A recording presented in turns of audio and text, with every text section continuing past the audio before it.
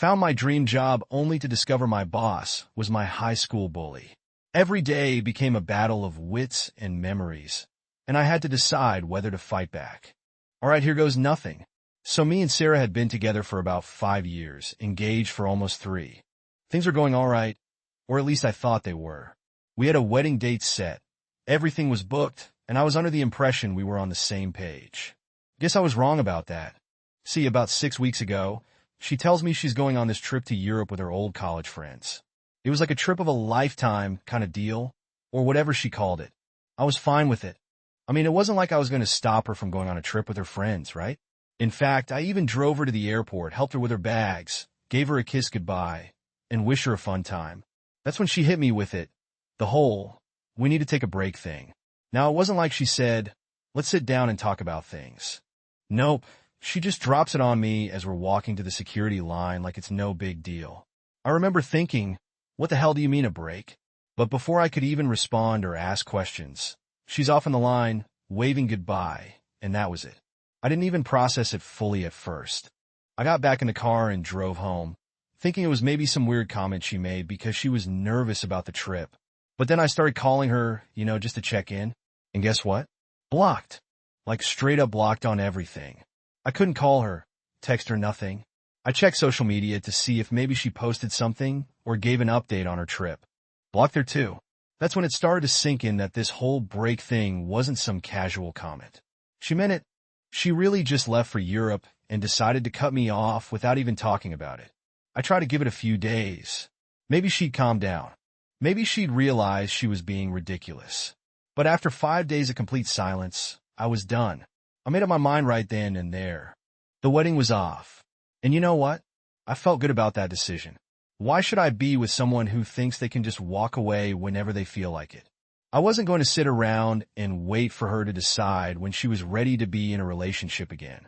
Hell no. She made her choice, so I made mine. I canceled everything. The venue, the catering, the flowers, whatever we had planned for the wedding, I pulled the plug. And then I took it one step further and decided she wasn't moving in with me either, which was supposed to happen in March. Nope. She could figure out her living situation when she got back from her little vacation, because it wasn't going to be with me. Weeks went by, and I didn't hear a word from her. Not a single message. Not a call. Nothing. Then, one day out of nowhere, she calls me. I didn't even know it was her at first, because she must have used a different number or something. She says she's getting back on Thursday morning, gives me her flight details like I'm supposed to care, and acts like everything is just fine. Like she didn't ghost me for 6 weeks. I paused for a second, and then said, "What's that got to do with me?" And man, the silence on the other end of the phone was golden. She didn't know how to respond. I didn't give her a chance to explain either. I blocked her, just like she did to me, and that was the end of it. Or at least I thought it was. Later that day, I figured it was time to let people know what was up, especially since the wedding was off and all.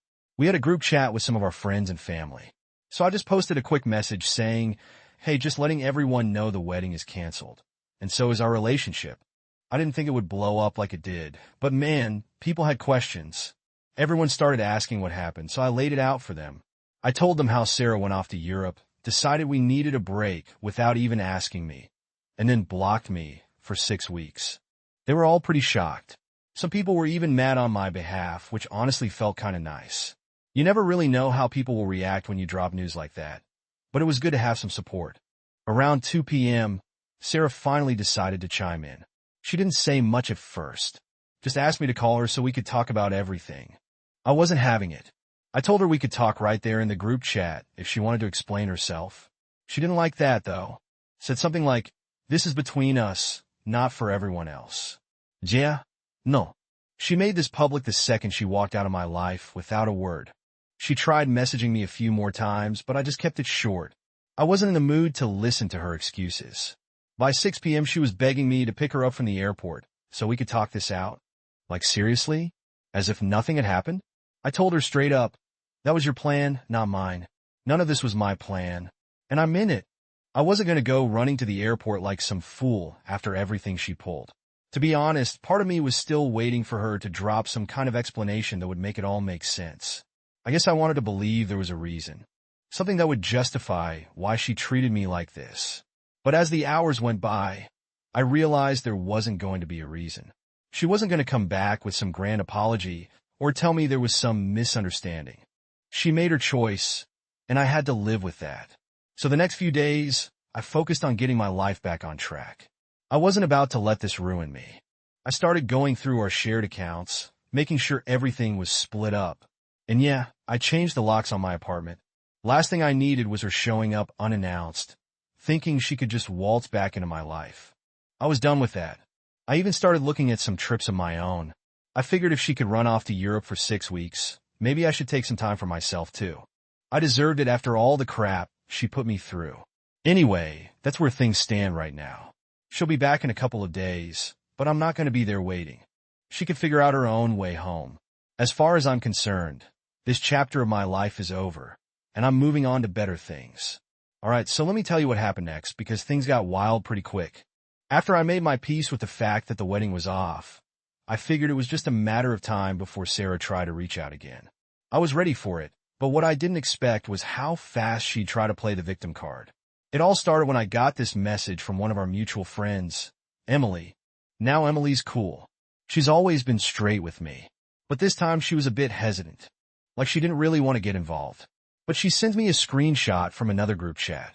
One that I wasn't in, obviously. It was Sarah talking to some of her friends, trying to paint this whole thing like I was the one who overreacted. Can you believe that? In the chat, she's telling them how stressed she was about the wedding and how she needed space to clear her head. She even said something like, I didn't mean for the break to last that long, but I thought he would understand. And then there was this gem. I just needed to figure out if I was ready for marriage, but he canceled everything before I could talk to him. I almost laughed when I read that. Like she blocked me on everything for 6 weeks, then acts like I'm the one who didn't give her a chance to talk? Nah, that's not how this works. I felt my blood boiling just reading the messages.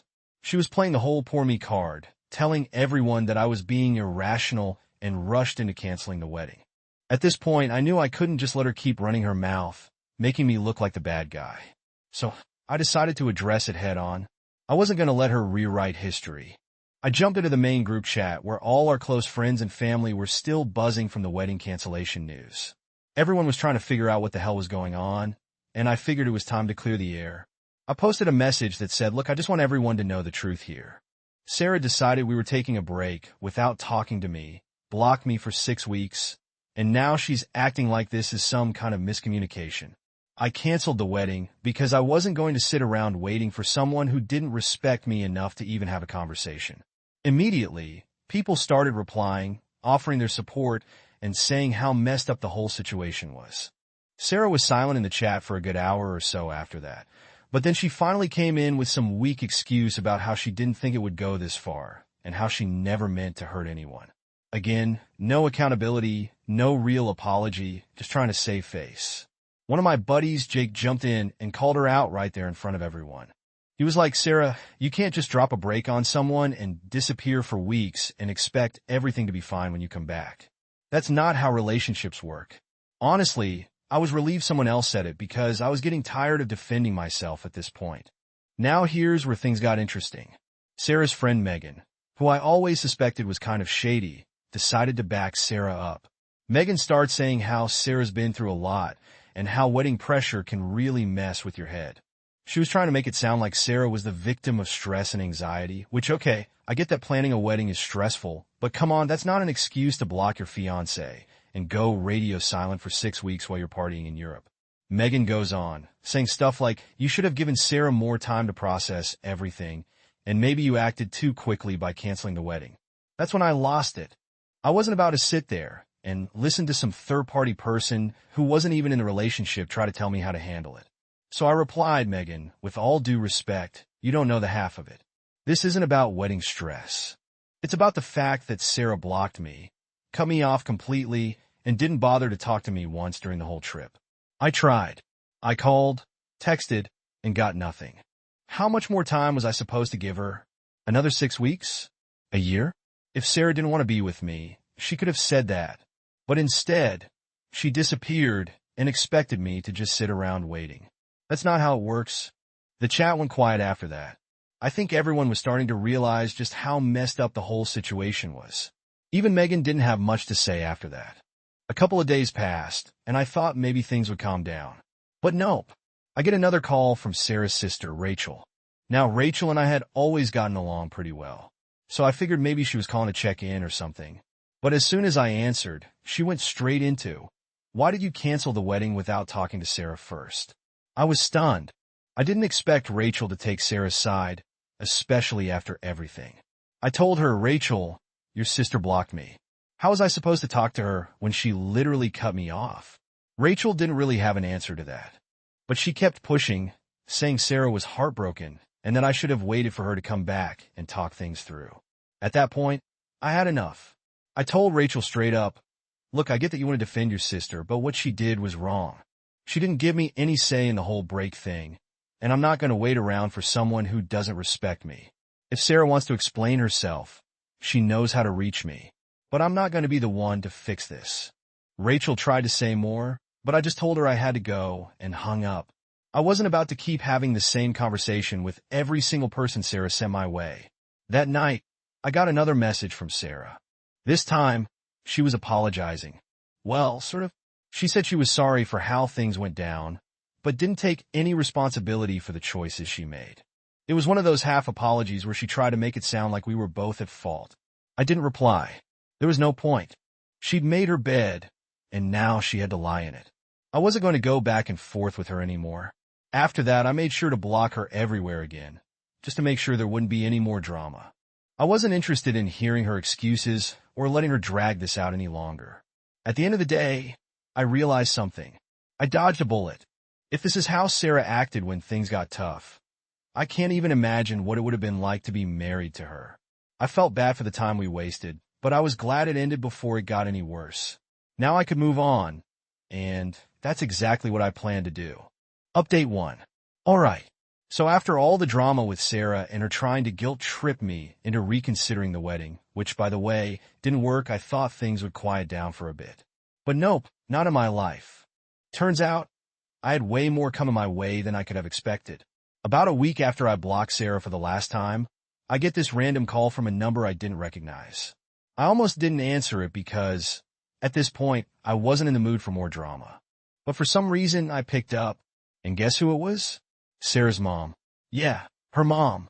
Like, what the hell?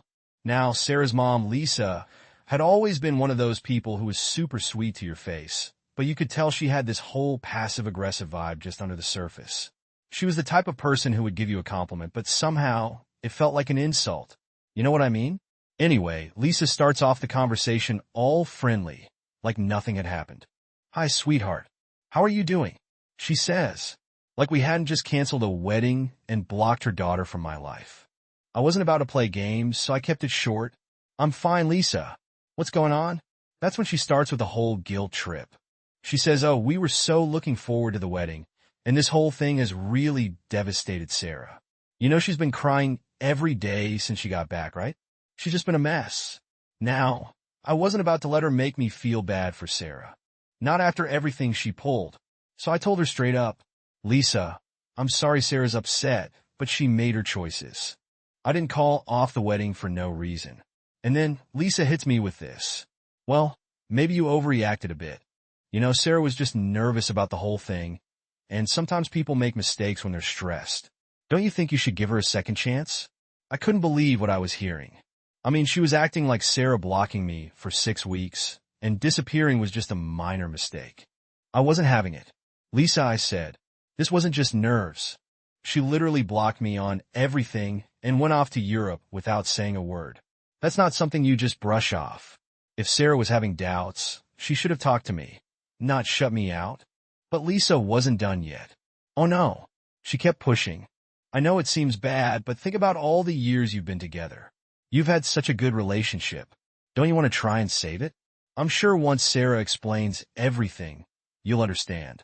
At this point, I was getting pretty annoyed. It was like Lisa wasn't even listening to what I was saying. She was so focused on getting me to take Sarah back that she wasn't considering how I felt. I took a deep breath, trying to stay calm, and said, "Lisa, with all due respect, Sarah had 6 weeks to reach out to me, and she didn't. I've already made up my mind. The wedding is off, and that's final." I thought that would be the end of it, but Lisa wasn't done yet. She goes, "Well, if you won't talk to Sarah, At least come over for dinner so we can talk as a family. Maybe we can work through this together. I was speechless. She was inviting me to their family dinner. Like this was some kind of minor argument that could be solved over a plate of spaghetti. I knew this wasn't going anywhere, so I told her thanks for the offer, but I think it's best if we all just move on. And with that, I hung up. You'd think that would be the end of it, right? Wrong. The next day, I get a message from Sarah's dad. Now let me tell you, her dad, Tom, is one of those old school guys who thinks he's always right. He's never really liked me, but he tolerated me because Sarah and I were together. So when I saw the message from him, I knew it wasn't going to be a friendly chat. He basically laid into me, saying how I was throwing away a good thing and that I was ruining Sarah's life by not giving her a chance to explain. He even said something like, "Men don't act like this. You should be standing by your fiancé, not running at the first sign of trouble." That really pissed me off. I mean, I was standing by Sarah for years, and this is how I get treated? I didn't reply to Tom's message because I knew it would just turn into a pointless argument, and honestly, I was over it. But that wasn't the worst part. A couple of days later, I get a message from Sarah.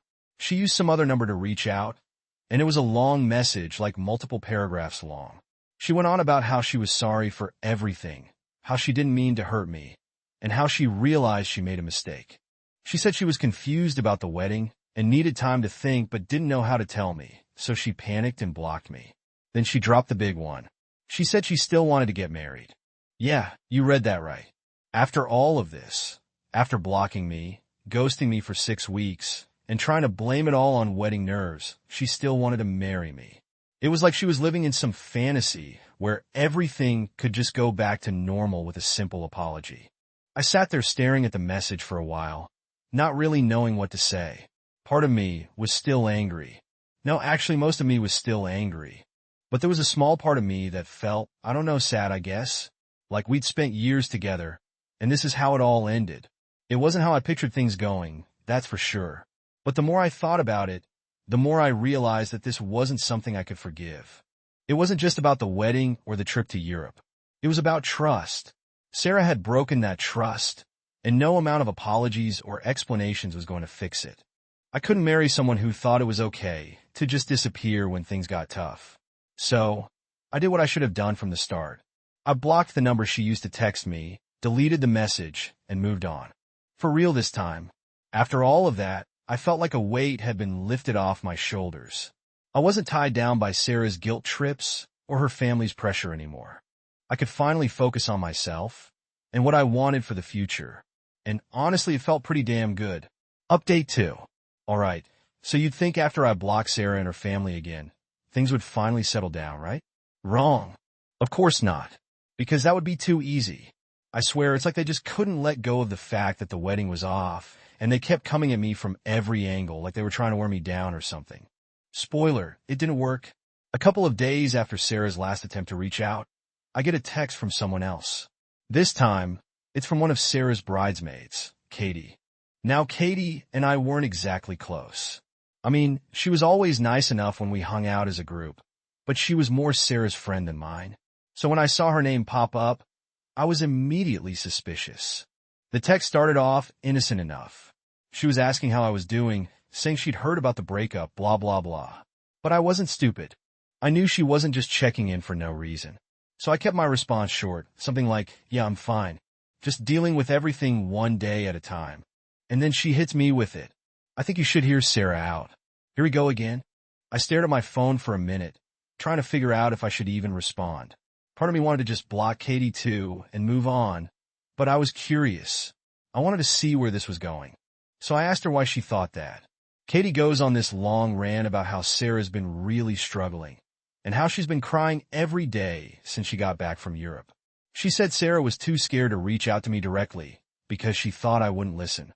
Apparently, Sarah had been telling her friends that she messed up big time, but didn't know how to fix it. I sighed, feeling that frustration bubble up again. Katie, I've heard all of this already. I gave Sarah chances to explain herself, and she didn't. She blocked me for 6 weeks and then expected everything to be fine when she got back. That's not something I can just forget. Katie tried again, saying how Sarah just needed space and didn't mean to hurt me. But the more she talked, the more I realized what was really happening. Sarah had sent Katie to do her dirty work, thinking maybe I'd listen to someone else. It was like she didn't even have the guts to face me herself anymore. I was done. I told Katie, look, I appreciate you trying to help, but this isn't something that can be fixed with a few apologies. It's over. And that's it. I could tell she wanted to keep pushing, but I didn't give her the chance. I blocked her right after that, and then just when I thought I was finally in the clear, I get another message. This time it's from one of Sarah's cousins, Mark. Now, I hadn't heard from Mark in months, and out of nowhere he's texting me, asking if we can meet up to talk about everything. At this point, I was so fed up with everyone trying to drag me back into Sarah's drama that I almost didn't respond. But curiosity got the better of me. I wanted to know what angle Mark was going to come at me with. So I agreed to meet him for coffee. When I showed up at the cafe, Mark was already there, looking a little nervous. We sat down, and after some awkward small talk, he finally got to the point. Look, man, I know this whole thing with Sarah has been a mess. I just wanted to check in with you and see if there's any way you two could work things out. I almost laughed. Mark, it's done. There's nothing to work out. She made her choices, and I made mine. He looked uncomfortable, like he knew he was about to say something I wasn't going to like. Yeah, I get that. But here's the thing. Sarah's been talking about how she thinks she made a mistake, and well, she's been hinting that maybe you guys could try again if you gave it some time. I put my coffee down, trying to keep my cool. Mark, no offense, but Sarah had her chance. She made a mistake, fine, but she didn't just make a mistake. She ghosted me for weeks. She cut me off like I didn't even exist. That's not something you can just bounce back from. He nodded, but I could tell he wasn't really hearing me. Yeah, but what if she's serious about fixing things? She's been talking about wanting to make it up to you. I shook my head. Mark, I appreciate you coming here and trying to help, but it's not going to happen. If Sarah wants to move on, that's fine. But I'm not interested in picking up where we left off. We sat there in awkward silence for a bit after that, both of us kind of knowing that this conversation wasn't going anywhere.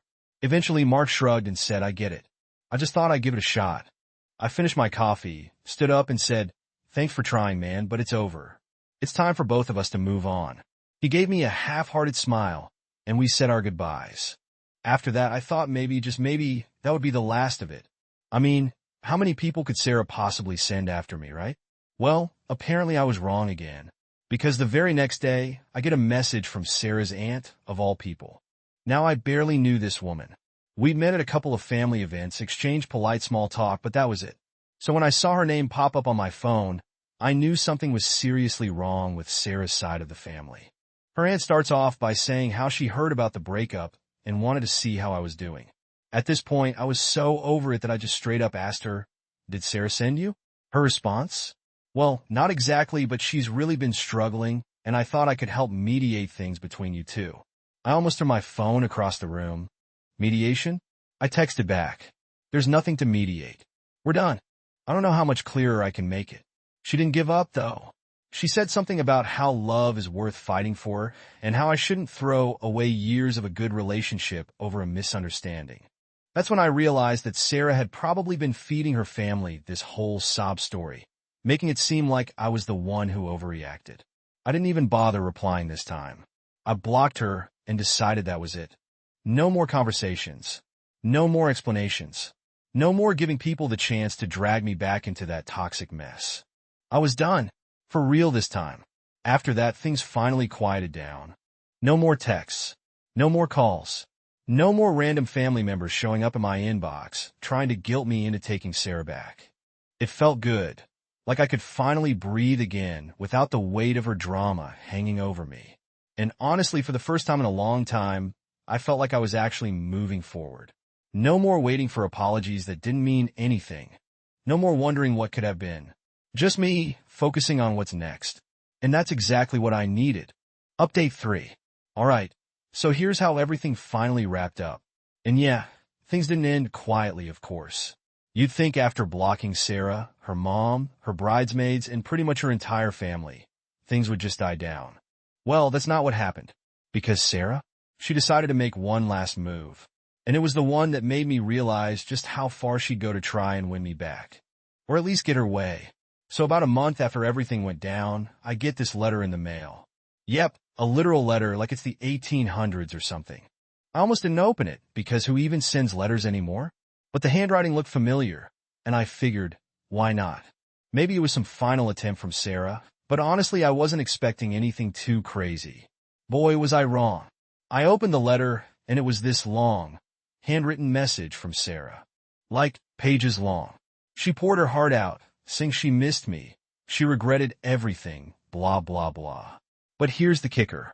Wait, I can't say that. Here's the wild part. She didn't just say she was sorry. She started talking about how she wanted to meet up again, and how she still had the key to my apartment. Let me repeat that. She said she still had the key to my apartment. The same key I had completely forgotten she even had. My stomach dropped.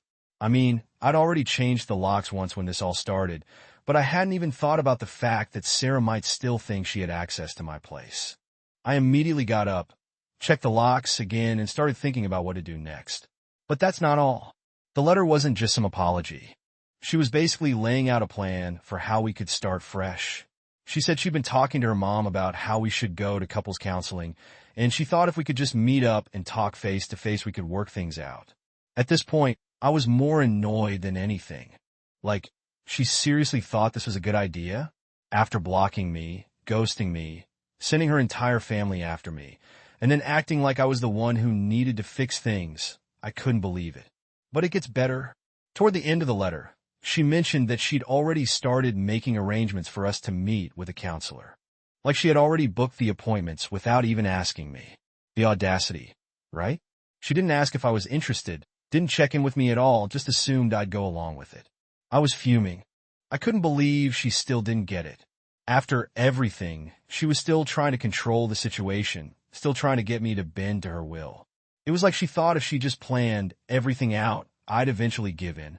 So I sat down and wrote her a letter back. I figured if she wanted to play the old-fashioned game of sending letters, I'd go along with it one last time. But this time, I made things clear. I told her in no uncertain terms that we were done. There was no counseling, no second chances, no meeting up to talk. I told her to return the key, even though I'd already changed the locks again, and that she needed to move on because I sure as hell was. I sent the letter back and felt pretty good about finally shutting that door for good. I thought that was going to be the end of it. But nope. A week later, I get another letter from her. This time it was much shorter. She didn't argue or try to convince me to go to counseling. She just said she understood where I was coming from, but she still thought we should talk. And then she said something that really freaked me out. She mentioned that she'd driven by my apartment a couple of times and saw that I wasn't home. She didn't say why she was driving by or what she was doing, but the fact that she was checking up on me like that sent chills down my spine. At that point, I knew I had to do something more drastic. I wasn't about to let this turn into some creepy stalking situation. I called my landlord and asked about getting extra security, maybe even cameras installed. I wasn't playing around anymore. And just when I thought things couldn't get any weirder, I get a call from my mom. Now my mom knew about everything that had happened, and she'd been super supportive throughout all this. But she called me to say that Sarah had visited her, like showed up at her house unannounced asking to talk about us. I almost dropped my phone when she told me that. Sarah had gone to my mom's house to try and get her to convince me to take her back. I was pissed. Not only was Sarah crossing boundaries with me, but now she was dragging my family into it, trying to manipulate the situation through them. My mom, bless her heart, didn't fall for it. She told Sarah that I'd already made my decision and that she needed to respect it. Sarah apparently got emotional and started crying, but my mom didn't back down. She told her that it was time to move on. After that call, I realized I needed to take one final step to end this for good. I filed for a restraining order. I didn't want to, but I felt like I had no choice. Sarah was getting too close, and I needed to protect my space and my family. When Sarah got served with the paperwork, she finally backed off. No more letters, no more visits, nothing. It was like she finally got the message. I didn't feel good about having to go that far, but I knew it was the right thing to do. And honestly, after everything that happened, I learned a lot about myself. I learned that it's okay to stand up for your boundaries, even when people don't want to respect them. I learned that you don't owe anyone endless chances, especially when they've broken your trust. And most importantly, I learned that moving on isn't just about walking away. It's about protecting your peace and your future. So yeah, that's it. That's how it all ended. I'm finally free from all the drama, and I'm moving forward with my life. It wasn't easy, but but I made it through. And now, I'm just focused on what's next. No more looking back.